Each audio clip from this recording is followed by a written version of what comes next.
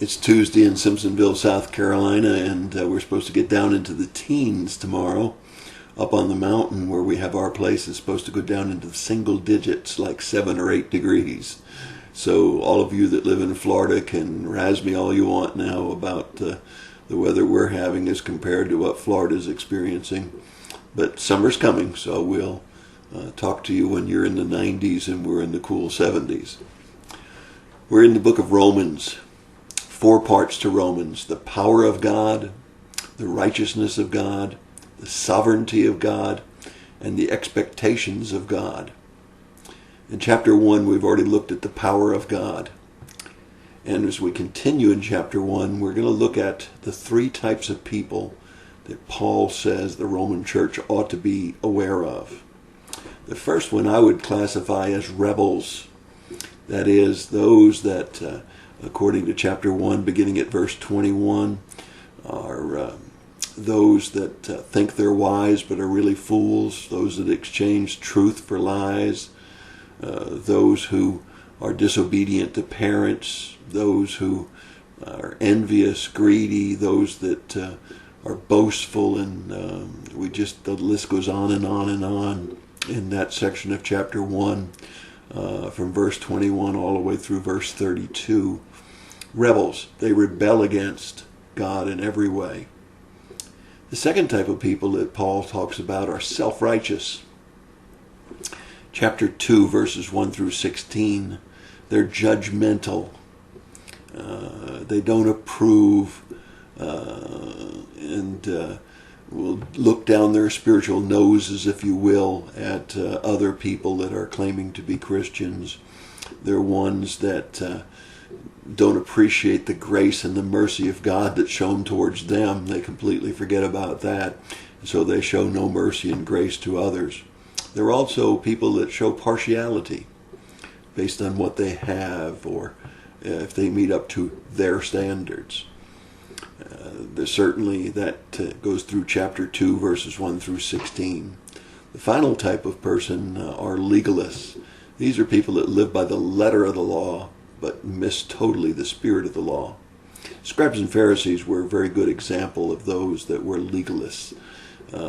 They wanted to dot every I and cross every T, but their hearts were a long way away from God.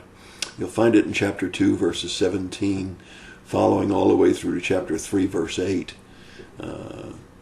They're ones that are only interested in the law. They don't want to consider the motives, the attitude, or any of the things that go along with the spirit of the law or the intent of the law. And certainly today in every community and every church we see people that are rebels.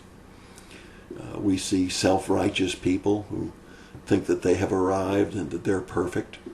And we see the legalists that will hit you over the head with the Bible and want you to dot every I and cross every T, even though they themselves may only be living by the letter of the law and not the spirit of the law, and their hearts are a long way away from God. The book of Romans is a wonderful place to look as Paul addresses the church there, the believers in Rome.